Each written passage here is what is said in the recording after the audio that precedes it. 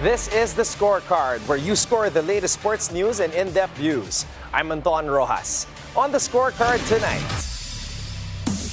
Eala cruises to Miami Open quarters after Badosa withdrawal. Lawson's F1 future is in doubt as Red Bull pulls the plug after a tough debut. Arellano Spiker shine. Tiratira, Sinuto named NCAA Players of the Week. Kaya-Iloilo and Stallion shut out foes. In the NBA, Wagner, Banchero lift the Magic over the Lakers in a playoff push stunner. While Tyrese Halliburton's 11th straight double-double propels the Pacers past the Timberwolves. And legendary coach Eric Altamirano shares how they are developing global talent at the National Basketball Training Center. All the headlines and more on the Scorecard tonight, the 25th of March. Now here's our roundup.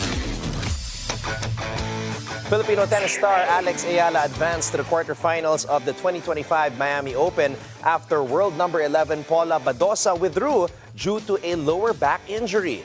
Eala will next face second seed Iga Swiatek. The 19-year-old Filipino wildcard has been in exceptional form, upsetting two Grand Slam champions. She defeated Jelena Ostapenko of Latvia and followed it up with a dominant win over Madison Keys of the U.S. In her opening match, Eala outlasted world number 25 Ostapenko in a hard-fought battle. Then, she delivered a statement victory over Australian Open champion Keys 6-4, 6-2 on Monday, Manila time.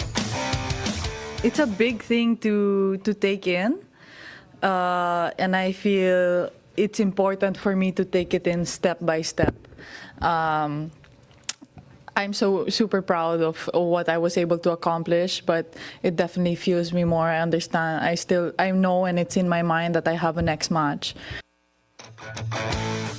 Her sensational win over world number 5 Keys makes her the first Filipina to defeat a top 10 opponent since the WTA rankings began in 1975. Eala, who won the 2022 U.S. Open girls singles title, has been training at the Rafael Nadal Academy in Mallorca since she was 13. No, the academy has been my home for the past 7 years. My family should take credit for the foundation that they laid out before they sent me there. But of course, the academy was able to build on that foundation in such a way that I'm able to be where I am now. Currently ranked number 140 in the WTA singles rankings, Eala's recent run in Miami is expected to give her a significant boost.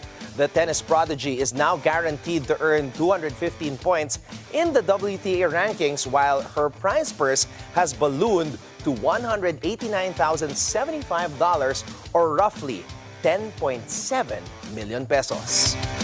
As she sets her sights on the quarterfinals, Eala continues to showcase her growth and determination on the global stage. In F1, speculation is rife about Lawson's fate in Red Bull after just 2 races. Some reports claim that Lawson may head back to Racing Bulls, paving the way for Yuki Tsunoda to drive in his home Grand Prix in Japan. It's been a bruising start for the Kiwi rookie, struggling to find his footing after a tough Melbourne debut and an equally challenging weekend in China. Lawson posted the slowest times in both qualifying sessions in Shanghai, finishing 15th before bumping up to 12th following the disqualifications of Lewis Hamilton, Charles Leclerc, and Pierre Gasly. Red Bull's executives are expected to meet next week to finalize Lawson's fate. Lawson, however, remains hopeful, arguing that he needs time to adapt to Red Bull's infamously demanding car. But time may not be on his side. Verstappen's preference for a loose rear-end setup has made the car even harder to handle, adding to the challenge for his teammates. When Tsunoda was questioned about the possible promotion in China, a Red Bull representative swiftly shut down the conversation. On the bright side for Lawson, the next 3 Grand Prix are at tracks he's familiar with, providing a potential path to redemption. Now, incidentally, team principal Christian Horner kept things vague when asked about Lawson's future. With the triple header kicking off in Suzuka next week, the spotlight is on Red Bull to see if Lawson gets another chance or if Tsunoda takes his place. Moving on to volleyball, Arellano University's rookie Sam Tiratira and sophomore Jan Will Sinuto answered the call in style, earning the NCAA Players of the Week honors from the Collegiate Press Course presented by the Philippine Sports Commission. Tiratira powered the Lady Chiefs to a 25-20, 22-25, 25-23, 25-20 upset over the previously unbeaten Letran Lady Knights. The 5'11" middle blocker delivered 16 points, including 12 attacks and 4 blocks, snapping Arellano's 2-game skid and pushing them to a 3-3 record. Now over on the men's side, Sinuto came off the bench to spark the Chiefs' 19-25, 25-21, 25-20, 25-21 win over Letran. Teaming up with his younger brother, Jiwen, Sinuto posted 13 points and 14 excellent receptions, lifting Arellano to a 3-3 record. Now with momentum on their side, Tiratira and Sinuto are set to carry Arellano's winning spirit deeper into NCAA Season 100. Kaya-Iloilo and Stallion Football Club kicked off the 2025 Philippine Football Federation Women's League with commanding wins over the weekend. But the real winner was women's football. The doubleheader opener of the tournament drew a vibrant crowd with fans excited to witness the action at the unique mall-top venue. Kaya striker Julissa Cisneros delivered a hat-trick in her club's 8-0 rout of the University of Santo Tomas at the Mall of Asia football pitch. Cisneros opened the scoring in the 8th minute, followed by national team captain Hallie Long, who quickly doubled the lead 2 minutes later, setting the tone for the match. Alongside Cisneros' hat-trick, Kaya got contributions from Julia Humphreys with 2 goals in the 40th and 79th minutes. Janly Fontanillas in the 43rd and Dionesa Tolentin in the 64th. Meanwhile, Stallion FC secured a solid 2-0 win over the University of the Philippines thanks to goals from midfielder Shera Castles in the 8th minute and Kayla McDaniel in the 33rd. With these victories, Kaya-Iloilo and Stallion FC sit at the top of the 6-team standings with 3 points apiece, setting the stage for an exciting season ahead in the PFF Women's League. And for our NBA highlights, the Los Angeles Lakers took another hit in their playoff bid, falling 118-106 to the Orlando Magic, as the hosts finally broke their home court curse with their first win in weeks. Franz Wagner and Paolo Banchero put on a show, dropping 32 and 30 points respectively to power the Magic past a LeBron James-led Lakers squad. Despite a 32-point burst from Luka Doncic and 24 from James, the Lakers couldn't find their groove, slipping to 43-28 and now locked in a heated battle for 4th in the West with the Memphis Grizzlies. The third quarter was where the Magic worked their magic, outscoring the Lakers 34-18 and taking control for good. Lakers coach J.J. Redick acknowledged his team's struggle to recover their defensive edge that once fueled an impressive winning streak. The Lakers briefly closed a 17-point deficit to just 7 with 5:39 to go, but the Magic quickly regained momentum, locking down the victory. With James, Doncic, and a rejuvenated Rui Hachimura back in the lineup, the Lakers had hoped for a late-season surge. But the Western Conference remains a dogfight, with the Oklahoma City Thunder comfortably holding the top seed. Meanwhile, Tyrese Halliburton dropped 24 points and dished out 11 assists to secure his 11th consecutive double-double, leading the Indiana Pacers to their 5th straight win with a 119-103 victory over the Minnesota Timberwolves in Indianapolis. The Pacers, 42-29, came out firing in the second half, going on an 8-0 run followed by a 12-0 burst to build a commanding 21-point lead in the third period.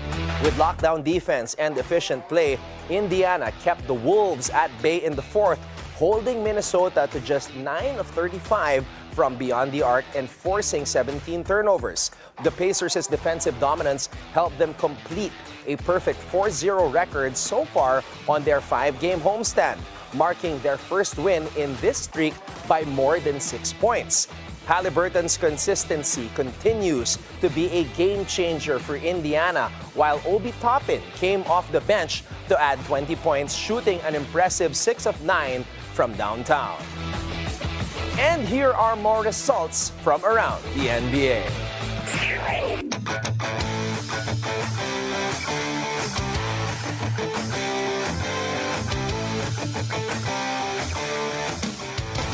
And now here's your daily dose of sports lingo. What does it mean to posterize someone in basketball? To posterize is when a player dunks over an opponent in a dramatic and dominating fashion, often resulting in a memorable moment that's worthy of being captured on a poster. The term became popular as iconic dunk posters of NBA legends like Michael Jordan and Vince Carter adorned fans' walls, immortalizing their spectacular slams. Being posterized is a badge of shame for the defender, but a highlight reel moment for the dunker. A true display of power, skill, and athleticism. So next time you see a jaw-dropping dunk, ask yourself, was that worthy of a poster? Now it's time for our off-court buzzer. All right, so let's talk about the latest viral moment in Philippine volleyball. Dina Wong, the well-known setter of Choco Mucho, is once again the center of attention, but not for her skills on the court. A video has been making rounds online showing Wong seemingly ignoring a fan who approached her for a picture. And just like that, social media erupted. As always, there are two sides to the debate, with some fans defending her, saying she was simply not in the mood that day, while others are calling her a snob, entitled, and ungrateful, arguing that she wouldn't be where she is today without the fans who support her career. But before we go all in on cancel culture, let's break this down because context matters. This video was taken while Dina was watching a game, fully locked in and supporting her partner, Ivy Keith Laxina of the Akari Chargers, who was sitting on the bench. She was in her own zone in a sports setting where her mind was likely somewhere else. And here's the thing, athletes' careers are built on grueling hours of training, discipline, and competition. So there are those calling for understanding that their priorities are different. Yes, Dina Wong has been called out for similar incidents before. Whether that's fair criticism or just the internet being the internet is up for debate. However, what often gets ignored in these viral clips is the other side of the story. On the same day, in a different instance, Dina was seen smiling and taking pictures with other fans. This raises the question, are we really seeing the full story or just a cherry-picked moment designed to spark outrage? At the end of the day, should athletes be more accommodating to fans, or should fans also respect an athlete's personal space and focus? Social media can be a toxic place where people forget that athletes, like everyone else, have good and bad days. Maybe we can just take a step back and just be a little bit more understanding. We can agree on one thing. Everyone could use a little more kindness. And that's our roundup for tonight, the 25th of March. Up next, legendary basketball coach Eric Altamirano is out on a mission to develop global basketball talent through the NBTC program. So watch out for that when we return right here on The Scorecard.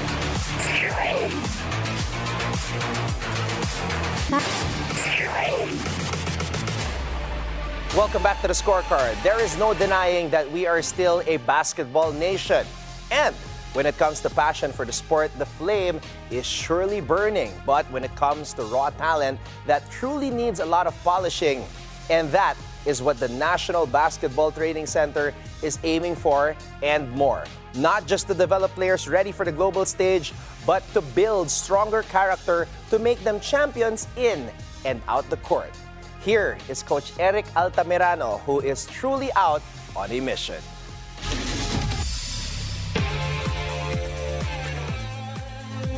It's a huge honor for us right now on the Scorecard because we have one of the busiest men in Philippine sports, Coach Eric Altamirano. Coach, thank you so much for your time. Thank you. Thank you for having me here. Coach, a lot of things happening. NBTC National Finals, NBTC All-Star Game, the madness at MOA. Kamusta ka naman, Coach, with everything ongoing right now? Yeah, it's been very busy, but it's going to get busier in the next 2 weeks. But you know, this is a yearly thing, and everybody looks forward to it. And it's getting bigger every year, so we need to step up and you know, face the challenge. Coach, natuwa po ako sa press con yung naikwento mo na 15 years ago, in your living room, you and Coach Alex Compton were thinking about how to help the next generation of basketball players. And then you came up with the NBTC. Take us back to that moment, Coach. Paano po ba nangyari yon? This was 15 years ago, 2010, right before you took the NU job. Yes. Tell us the story, Coach. Well, 4 years before that, so it started 5 years before that, 2005, I think. Kami ni Alex, we started the Nike Elite Camp. So we chose the top 80 kids every year from all over the Philippines. Kami yung pupunta sa mga probinsya, we conduct the camps, identify the talent. Dito namin na-discover yung sila Baseramer, sila Nico Salva, you know, the players that are playing in the PBA right now or have played in the PBA. And then, that's a 5-day camp na in-house siya. So we house them sa Brent Mamplasan for 5 days and then teach them, and then, you know, not only skills but character as well. So after 5 years, sabi ko kay Alex, there must be a better way to be able to reach out to these kids. Kasi nakita namin yung effect ng Nike Elite Camp in terms of molding these players. Kasi more than the skills, gusto mo ma-inculcate sa kanila yung values. So why not come up with a program na whole year round na ano natin sila, na de-develop, na build natin yung character nila, na de-develop natin yung skills nila. And that's how the NBTC came along. No, and obviously when we started, 3 cities lang kami, and it was really a training center. That's why it's called National Basketball Training Center, because it was solely a training center. So whole year round kami, we trained the coaches sa Manila, Cebu, and Davao. Started with 3 cities. But nung lumaki na, became 12, 24, 48, 64, hanggang umabot sa 120 cities. So sabi namin, next, hindi na natin kaya to. We cannot go to all those cities, no, in a year. So there must be a better way to do this. So that's how the coaches convention came up. Turuan na, gawa tayo ng convention so that we can impart all our knowledge sa mga coaches. Kasi yung gap before, pag probinsya ka, tsaka Manila player ka, layo eh. Layo talaga. But now, because of NBTC, we were able to close that gap. Coach, let's talk about the current edition of Madness at MOA. You have a lot of international teams coming over. Of course, nabigyan nyo rin ng pagkakataon yung mga regional teams to come here and compete with the best in Manila.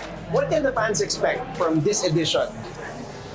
Well, I expect tough competition, you know, and you know, every year we always see a lot of new talents, and not only from the local, no, but also from the global, you know. I'm sure you've heard of Jalen Green. You know? Yes. He played here for 2 years, 2018, 2019.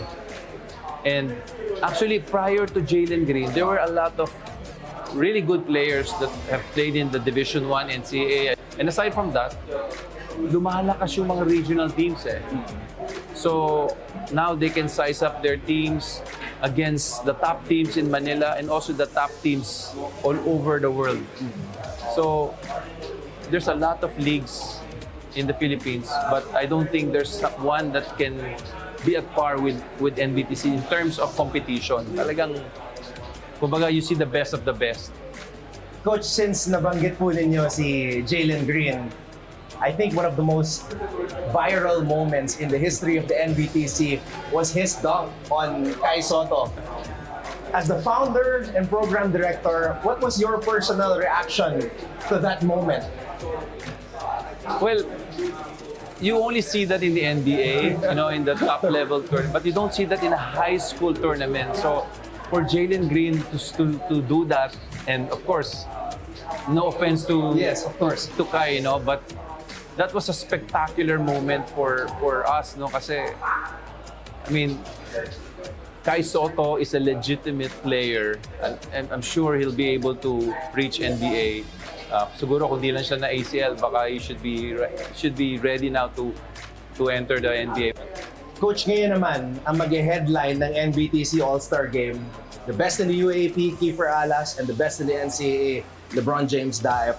What can you say about these two next-generation talents na sila naman ang magiging muka ng NBTC this year? I'm sure etong dalawang to, si Kiefer and si LeBron, I'm sure a lot of coaches now are waiting for that opportunity to get them. I'm sure marami nang tumitingin sa kanila, and this is a good platform for them to be able to showcase what they can do, and if they can prove themselves that they're ready.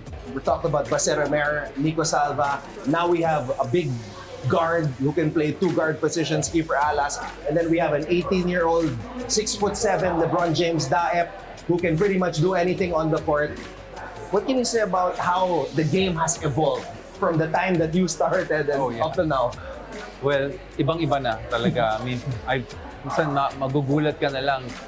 You don't think that they're still high school players, no? Pero grabe na. I mean, not only yung skills, but even yung kanilang build, parang they're built for college na eh.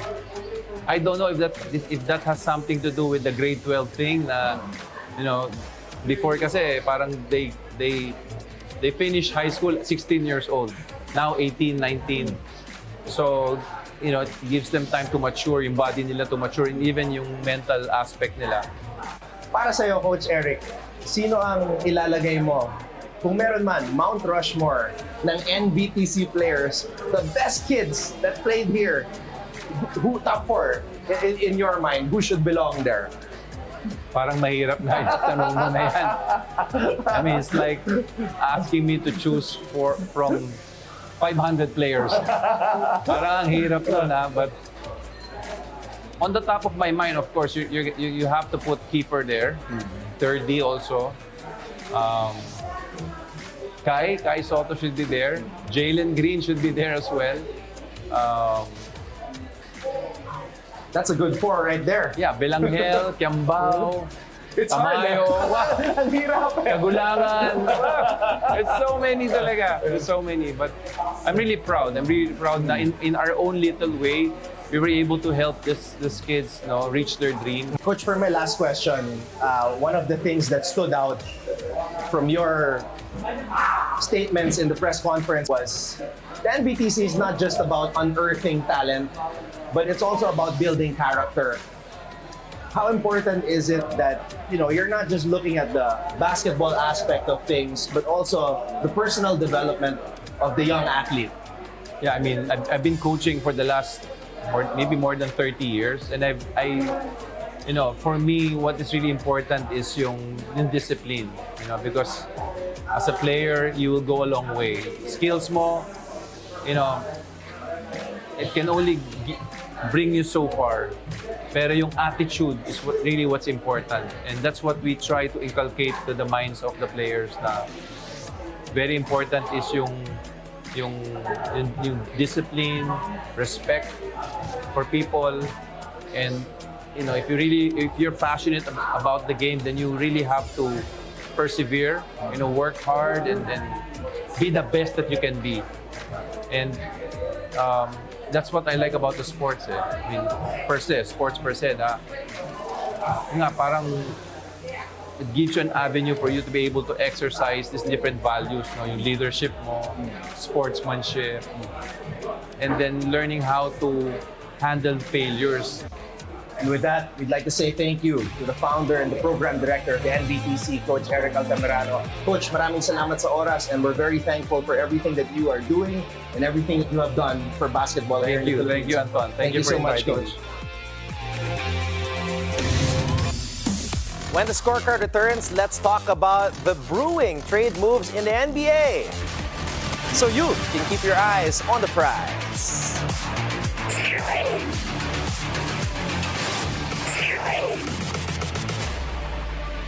Welcome back to the scorecard. It's time to keep your eyes on the prize. Get ready, because this summer could be absolutely insane. NBA trade chaos? That's what it's all about. Welcome to the summer of superstars on the move. Every year we do this, we circle names, we debate trade values, and try to predict the next blockbuster move before it happens. But this off-season, this one feels different. Why?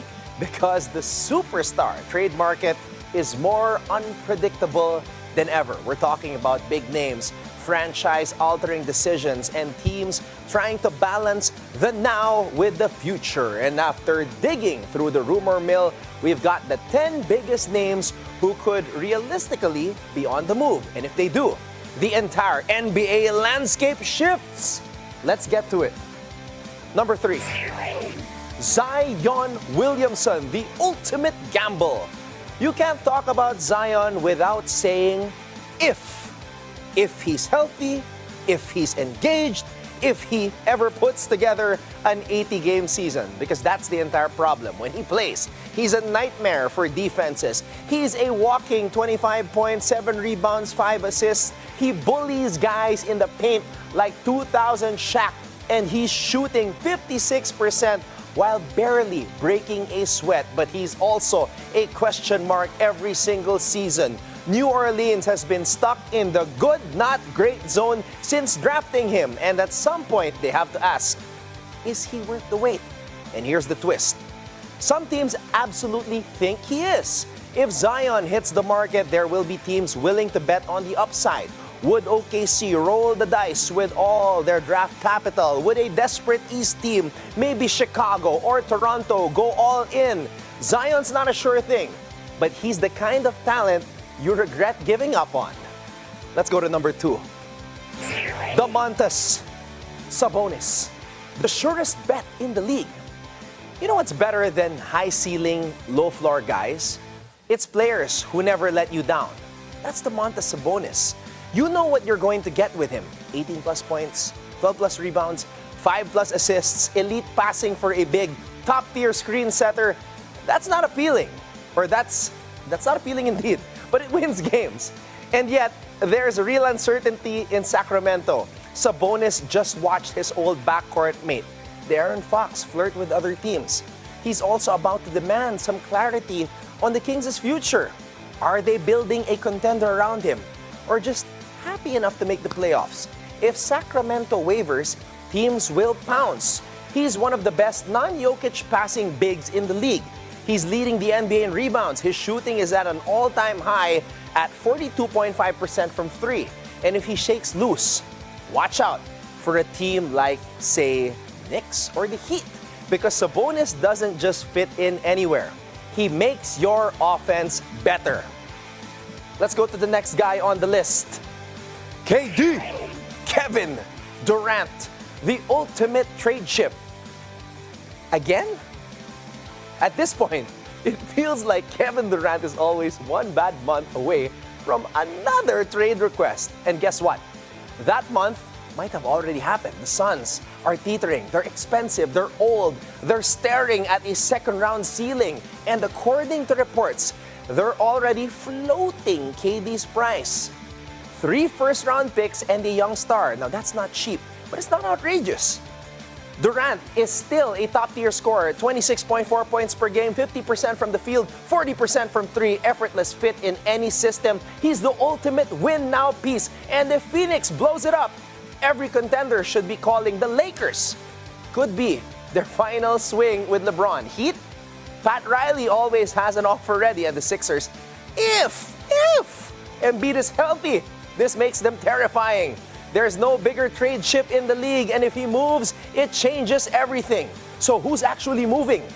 Yan ang tanong. Some of these guys might stay put, but even if one or two of them hit the market, we're in for an off-season arms race because in today's NBA, one great trade can make you a contender, and one bad decision can set you back for a decade. Now let's keep an eye and stay ahead of the game with the full lineup of NBA matchups tomorrow.